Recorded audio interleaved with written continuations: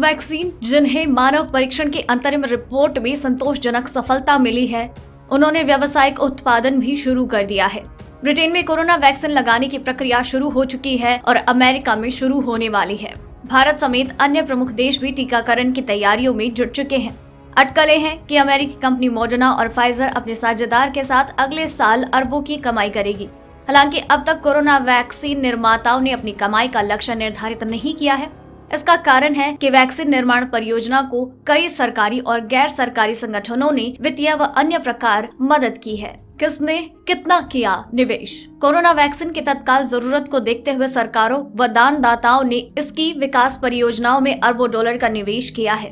Gets foundation जैसे स्वयंसेवी संगठनों के अलावा अलीबाबा के संस्थापक जैक मा व डासग स्टार डॉली भी परियोजनाओं में मदद कर रहे हैं। विज्ञान से संबंधित आंकड़ों का विश्लेषण करने वाली कंपनी एफिनिटी के अनुसार सरकारों ने कोरोना वैक्सीन परियोजनाओं में करीब 334 अरब रुपयों का निवेश किया है, जबकि गैर लाभकारी संगठनों ने 146 अरब रुपए का। परियोजनाओं में कंपनियों का निवेश सिर्फ 254 अरब रुपए है। मुनाफे की गुंजाइश। बड़ी कंपनियां वैक्सीन परियोजनाओं में निवेश नहीं करती। आपातकालीन स्थितियों में वैक्सीन पर काम करने से पहले ही मुनाफे का सौदा नहीं रहा। वैक्सीन के विकास में समय लगता है और ये भी निश्चित नहीं रहता कि सफलता मिलेगी ही।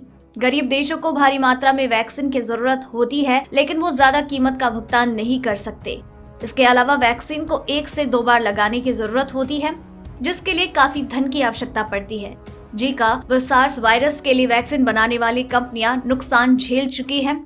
हालांकि फ्लू के लिए वैक्सीन बनाने वाली कंपनियों का मानना है कि अगर कोरोना वायरस भी फ्लू की तरह ही रहा और इसके लिए हर साल वैक्सीन की जरूरत पड़ी, तब ये सौदा मुनाफे का हो सकता है। कंपनियां कितना ले रही है दाम? कुछ कंपनियां नहीं चाहती कि उनकी छवि महामारी के दौर में मुनाफा कमाने वाली कंपनी के रूप में उभरे। अमेरिकी कंपनी जॉनसन एंड जॉनसन और ब्रिटेन की एस्ट्राजेनेका ने लागत मूल्य पर ही वैक्सीन की बिक्री का निर्णय लिया है। मॉडर्ना चूंकि छोटी कंपनी है और वो RNA तकनीक पर काम कर रही है, इसलिए उसकी वैक्सीन की कीमत थोड़ी ज्यादा हो सकती है। हालांकि इसका मतलब ये बिल्कुल भी नहीं है कि वैक्सीन की कीमत तय हो चुकी है। दवा निर्माता कंपनियां अलग अलग देशों के लिए अलग अलग कीमत तय करती है।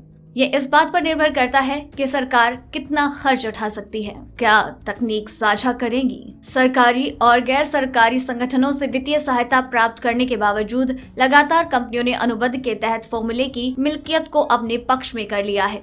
हालांकि विशेषज्ञों का कहना है कि जब वैक्सीन के निर्माण में कंपनियां अपने स्तर से रुचि नहीं दिखाती, तो उसके फॉर्मूले की मिल्कियत पास रखने का अधिकार ही होना चाहिए, खासकर तब जब निर्माण में कई अन्य साझेदार भी शामिल हैं।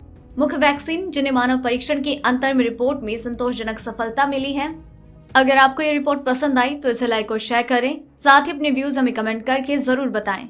डेली ट्रेंडिंग न्यूज की रिपोर्ट सब्सक्राइब करें हमारा चैनल ऐसी ही लेटेस्ट और इंटरेस्टिंग न्यूज के लिए।